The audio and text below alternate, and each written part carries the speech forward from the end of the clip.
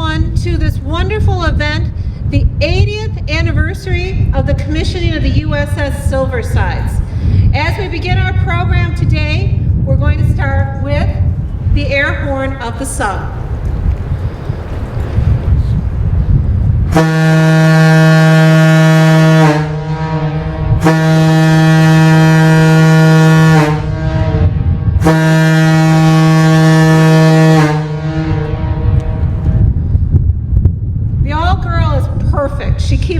Going along lines.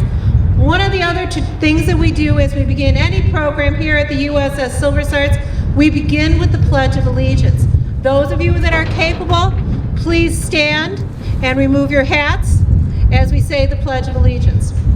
I pledge allegiance to the flag of the United States of America and to the republic for which is found one nation, under God, indivisible, with liberty and justice for all.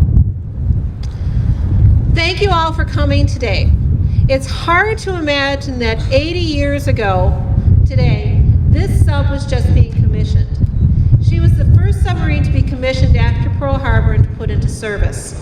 And her incredible achievements over the course of that time frame has been absolutely amazing, whether it be in wartime or in peacetime. To commissioning of a submarine at that point, when we were just rebounding after just a few days after our country being attacked, the submarines became their first line of defense, and she was one of them. A commissioning is like a birthday, and so today we say that she turned 80 years old.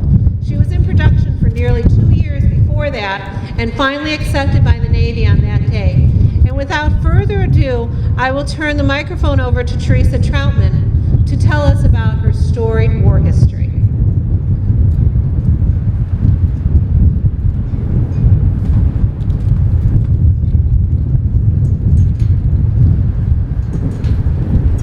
As news of Pearl Harbor spread across the land, Americans experienced feelings of anger, fear, sadness, and confusion.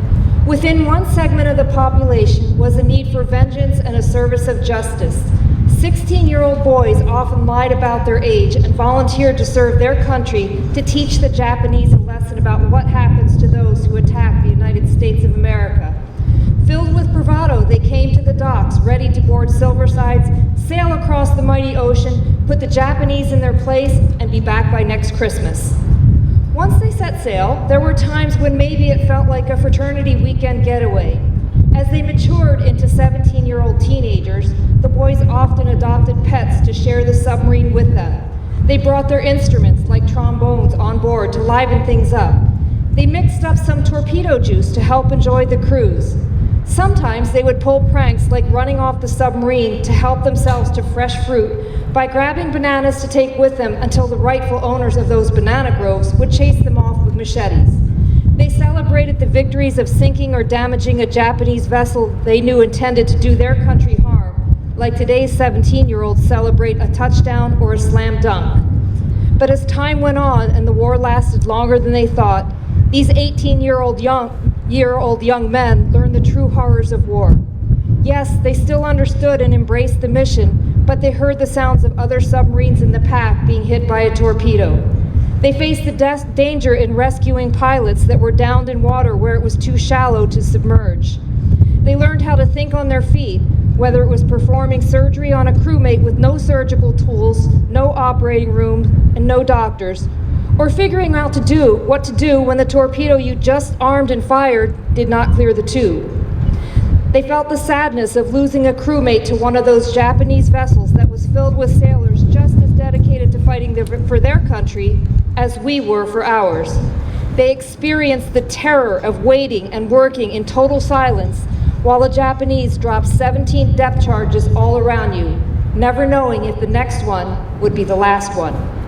They were the 19-year-old adults who supervised the torpedo room or the control room or whatever part of the sub they were stationed in. At the time, they saw nothing wrong with 19-year-olds manning so many critical positions on a submarine in the middle of the ocean, in the middle of a war. Years later, they wondered why anybody would ever entrust that type of responsibility to a 19-year-old.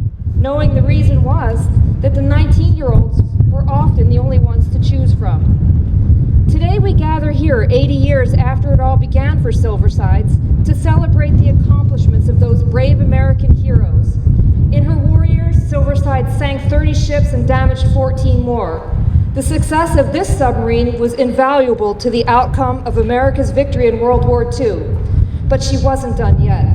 In the decades following Silverside's war service, she continued to serve her country as a training vessel for many more American heroes in the Naval Reserve until she was stricken from the U.S. Navy in 1969. Now she serves as a time capsule to an era many of us have heard about, but fewer and fewer have experienced. It is truly our privilege and honor to preserve this dynamic portal to this great chapter of American history. And for more on her post-military career, please welcome USS Silversides Submarine Museum Maintenance Manager, Jack Fisher.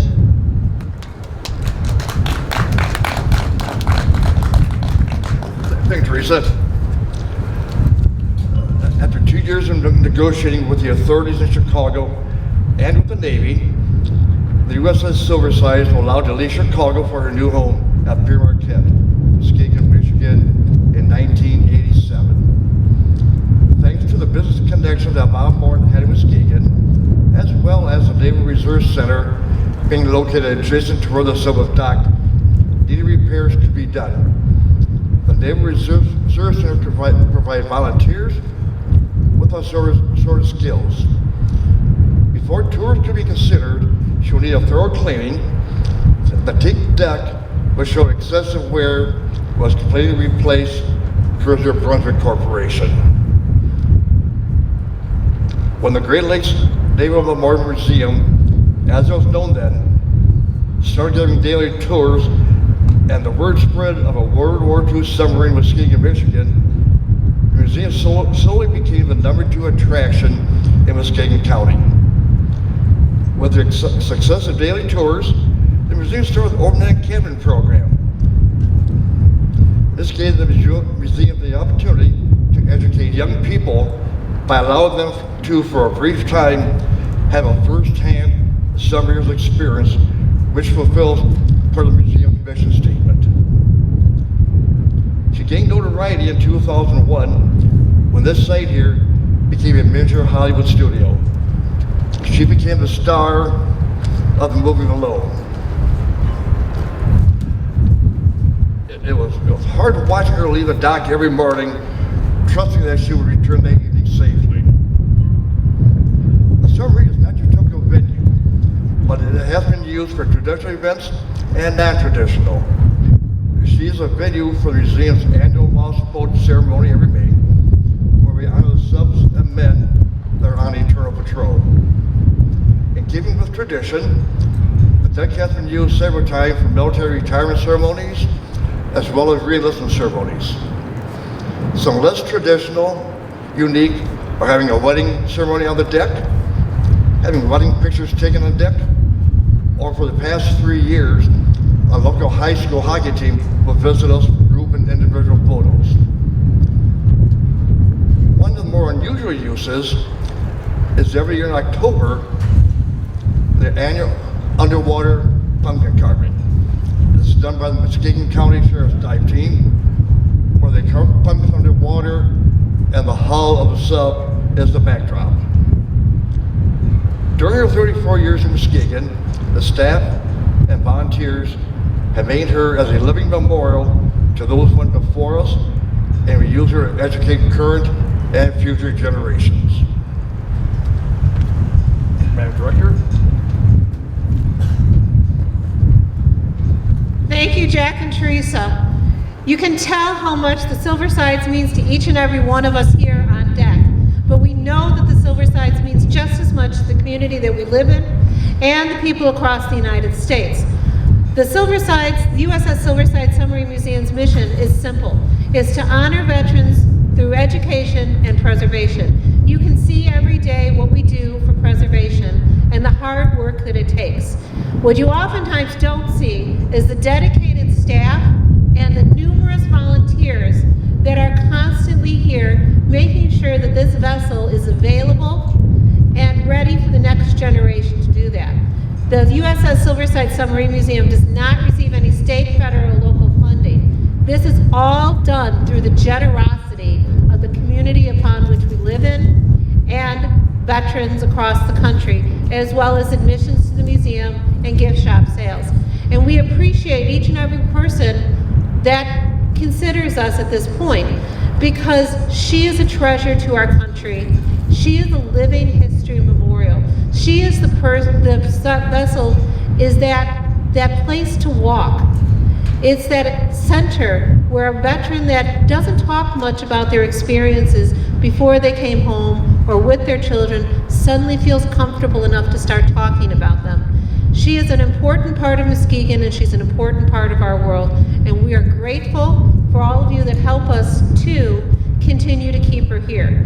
As she turns 80, we want to make sure that she will be around for another 80 years after this. And it'll take the community's help for us to do this, and we appreciate all that everyone does for that. With that, I would like everyone to stand up and give a round of applause in appreciation for all the wonderful things that this submarine has done for our country, but more importantly, each and every veteran, whether they served on the Silversides or in the submarine force, in the Navy, or in any branch of the service, because they continuously give absolutely everything to our nation, and they seldom ask for anything in return. And it is our honor and our privilege to honor each and every one of those veterans. So let's have a round of applause for all of the veterans and our wonderful submarine that we have here. I'd also like a moment to thank all of our board of directors and our volunteers, especially the board of directors that over 30 years had the foresight to bring this vessel to Muskegon so that she could be preserved, so that we could be here today to make sure that the next generation has the opportunity to understand and walk where a veteran walked and to see what it was like to be on a World War II submarine. But without further ado, we will start her engines. So please, one moment while engines are starting up. Okay.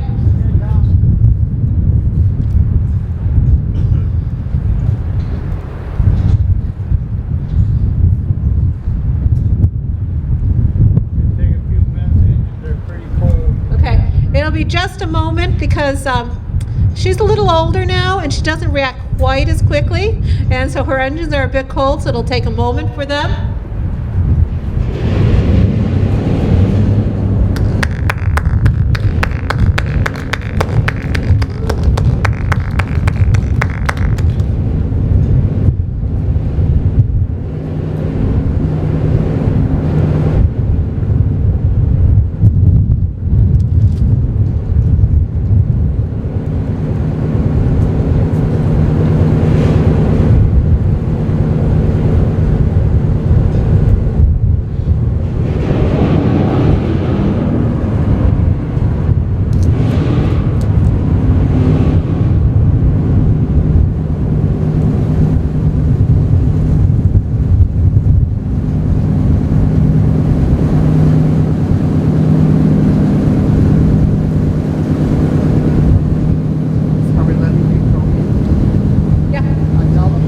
If anyone wishes to come into the submarine at this point, you're welcome to, or you can continue watching from the outside.